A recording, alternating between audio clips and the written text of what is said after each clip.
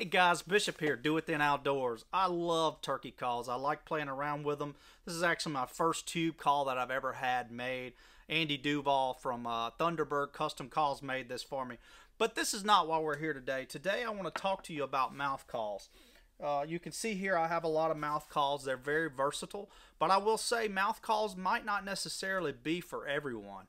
You really got to overcome that gag reflex factor of it. You got to look at maybe cutting the call with a pair of scissors to get it to fit your mouth right. But I really truly think if you take the time and practice, especially for those of you who have a commute in the car, long distance, take your turkey call with you and listen to some podcasts or something with turkey call sounds and try to imitate those. I think anyone can be successful at it. So I'm going to give you my best take on how to start beginning to use turkey calls. I'm no professional. I've won no competitions. I primarily use mouth calls. I know the various cuts that I like. This is a great reference as well if you need to know what type of cuts you have.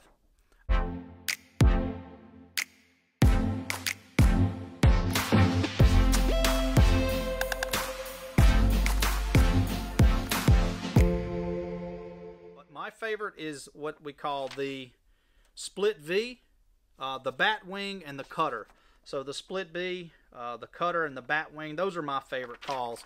And just to read, you know, bat wing is an all-purpose call with a broader rasp range than a double cut, but is still easy to control. Split V, all-purpose call for soft to medium raspy yelps and cuts. And then the cutter is a perfect for loud cutting and open country calling. It requires the most air pressure, and those are usually in the 2 to 3 reed range. So what I'm going to do is I got the Quaker Boy Double Beginner's Mouth Call, and I've got a Strutter HS Strut Single D double call. I'm going to open these up, and I'm going to just try to get us started here. And then I will go into what my split V sounds like, what my cutter sounds like, and kind of one of these bat wing type. But first of all, this is what your mouth call looks like here. It looks like a horseshoe, yeah, or half circle horseshoe. But what you need to do is, if you look, there's a little tab that sticks out, and that always tells you what size goes to the bottom. So even if I pull out this Woodhaven, you can see it, you can feel the little tab, and you know which side goes to the bottom. So what I'm going to do here is I'm going to also open this HS Strut Double D. These are both beginner calls. I'm going to get those out and show you kind of where to place this on your tongue and on your mouth. I think first off, you might want to even go so far as just have this thing in your mouth all the time. This is a single D. Sorry, this is a single reed mouth call. Supposed to be a beginner mouth call, and this is a beginner double.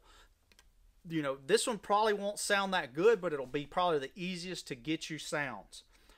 You want to start making sounds first before you get into all the cutting and cackling and purring.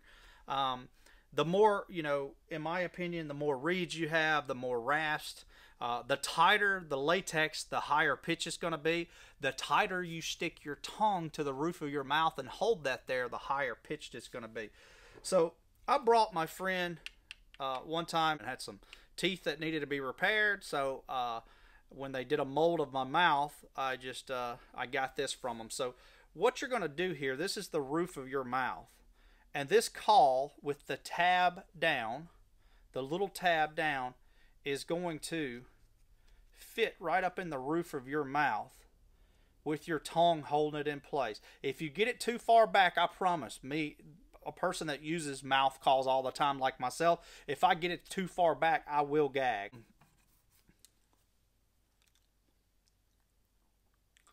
Yeah, I probably have it about right there. You know, I probably have an inch or so behind my front teeth, if you can see that. And that's the way it goes. That tab is facing the camera, facing you, which would be down in your mouth. And then you just stick it to the roof of your mouth with your tongue. But one way you can get used to this is just stick it on your tongue like this and just kind of play around with it. Don't suck on it, but play around with it in your mouth. Kind of sticking it to the roof. See, I almost gagged because I put it too far back. So use your tongue, move it back, move it forward, so you can decide what's most comfortable for you. But what you really want to do is when you get it in your mouth,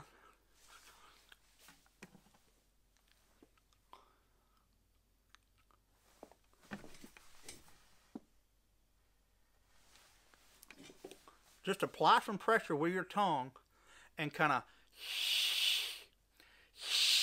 you're blowing from your diaphragm. So don't poke out, don't go, you see how air is coming out by my mouth, but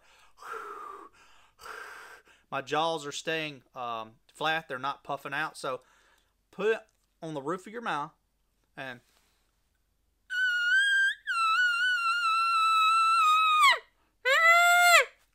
so that first sound where it was really high pitched, I had a lot of pressure. The second sound, I barely had my tongue just resting on it. So high pitch,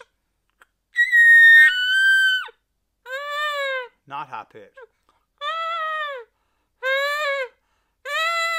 So get where you can make a sound like that.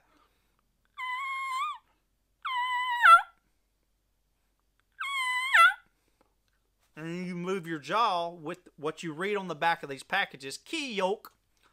So you're breathing high pitch and kind of moving your jaw to get a lower pitch.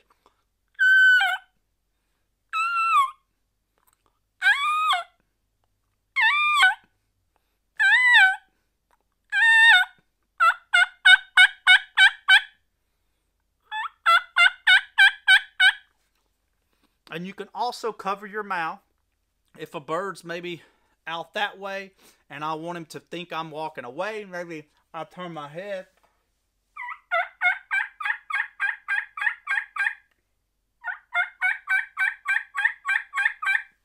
But that first initial sound, you want to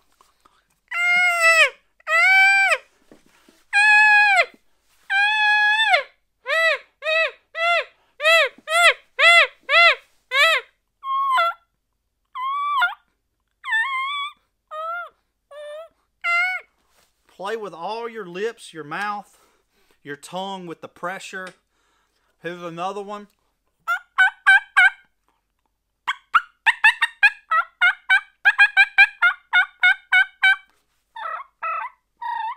These are all, though, these straight doubles and singles. This is a single, so, you know, it's not as raspy. It's a very beginner, but the same thing. Put it on your tongue, through your mouth, and I'm just going.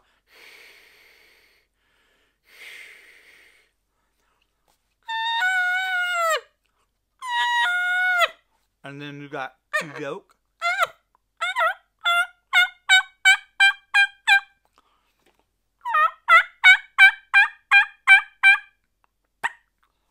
And for a putt, it's just putt, putt, like. And then you can put the lip into it.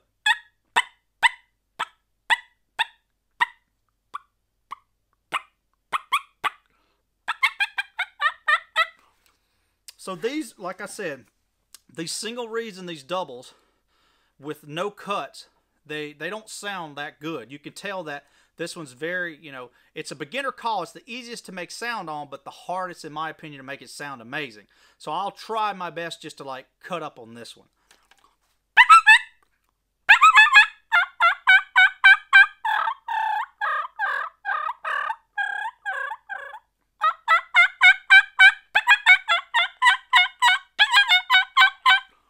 So it's very high pitch and hard to control. But then when you get into the double, you learn it's a little easier.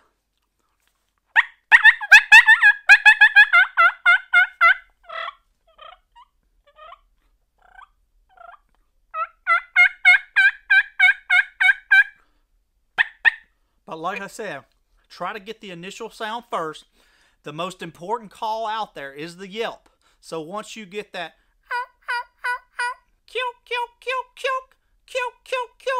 and you can even practice doing it with just out a call. I can probably call a turkey up just going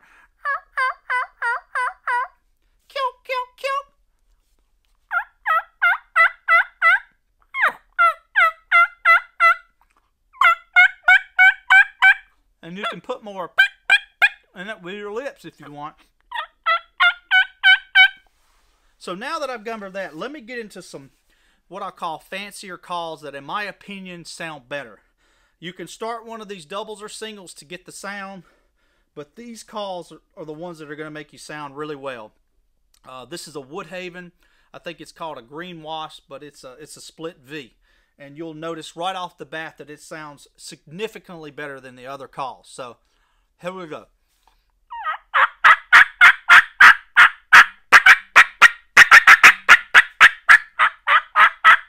You see those guys in the competitions going. But see, I'm just almost like I'm spitting.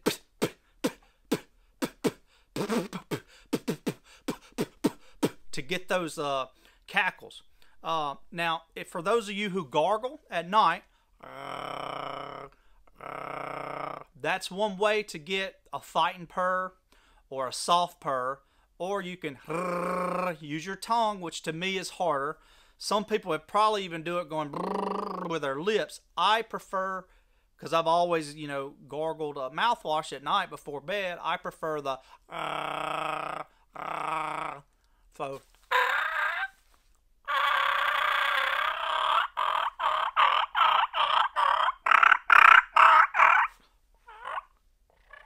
And you can kind of poke your lips.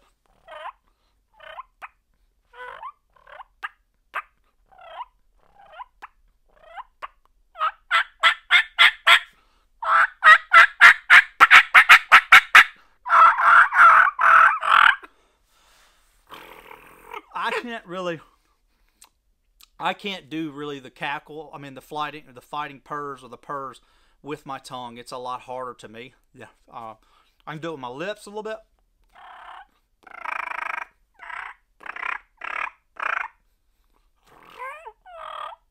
But to me, it's all about a lot of pressure with my tongue and just gargling. And I have that tongue way up in the top of my mouth putting pressure.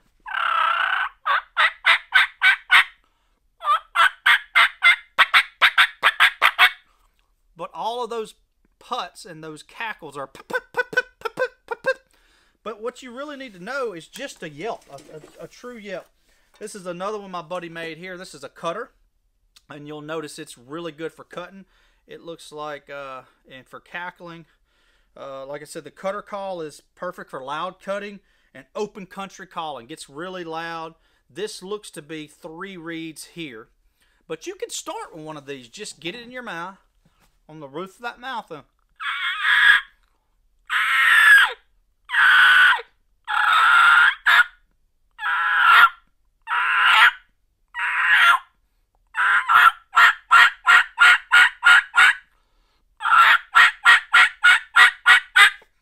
I will tell you this, mouth calls are not something you're just going to pick up and do overnight.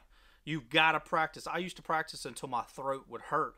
That's why I said, go out in your basement, go in your man cave or on your commute to work and do this, because, you can get on a lot of people's nerves trying this. Go outside in the morning, play around with it. Keep you some water.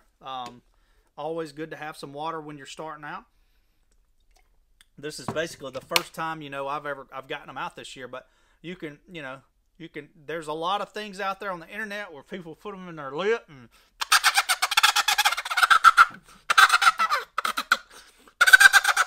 and I played around with that, but you can get really good at gobbling with one of these doing that, where it's up in your lip and you hold it down, and or I even just something like that works too, but just really, really focus on that.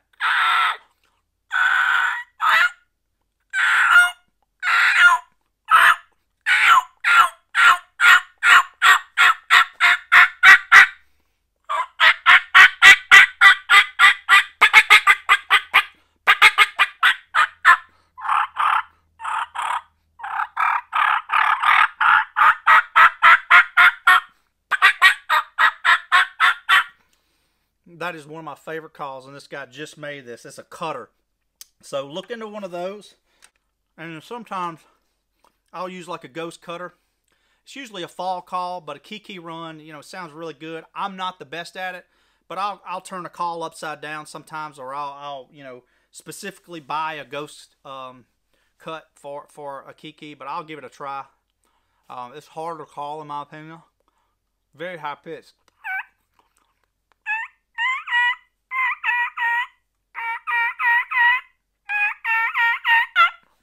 Let me see if I can get one even higher.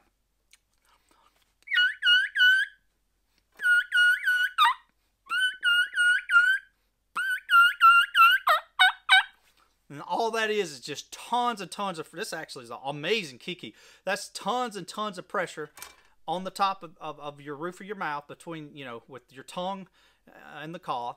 And basically just put my lips together going.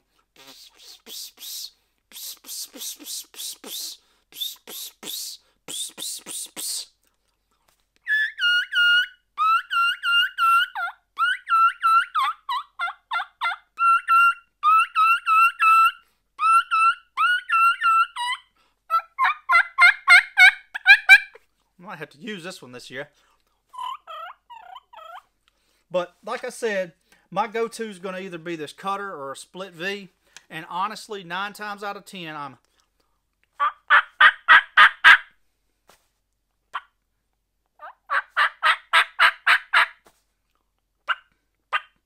And when they get close, I go soft. When he's in gun range, you know, I'm down here.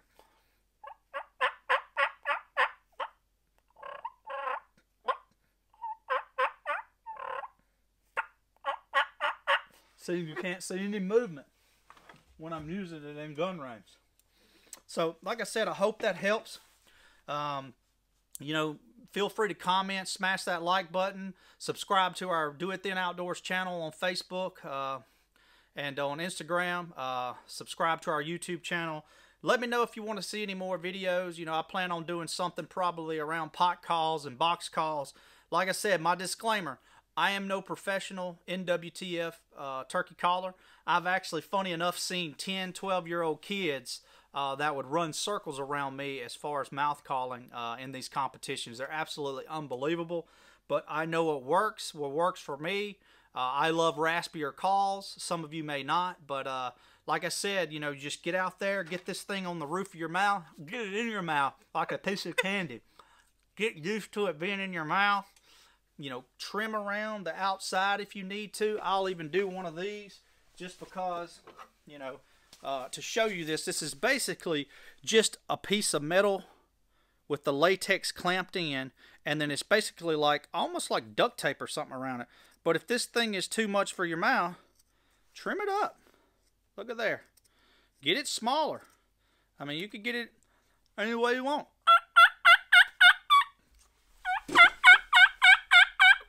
See, if you're a youth, you know, you might want it really small like that, or a female maybe have a smaller mouth. You can trim them up, get them to where they fit. Obviously, trim just a little bit at first, so you get, you know, so you don't trim too much, because these things can get expensive. But I mean, that even feels pretty good to me. But I've been running them for so long that I've gotten used to it. I think it's really just about getting used to it, getting this thing in your mouth, and making that initial.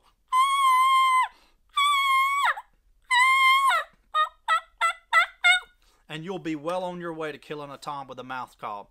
So until next time, Bishop and the boys from Do It Then Outdoors, we want to thank you. We want to wish you safe hunting. Like I said, smash that like button, subscribe to our channels if you enjoy our videos, and we hope to give you educational content here in the future, specifically around saddle hunting, turkey hunting, and bow hunting. Do it then.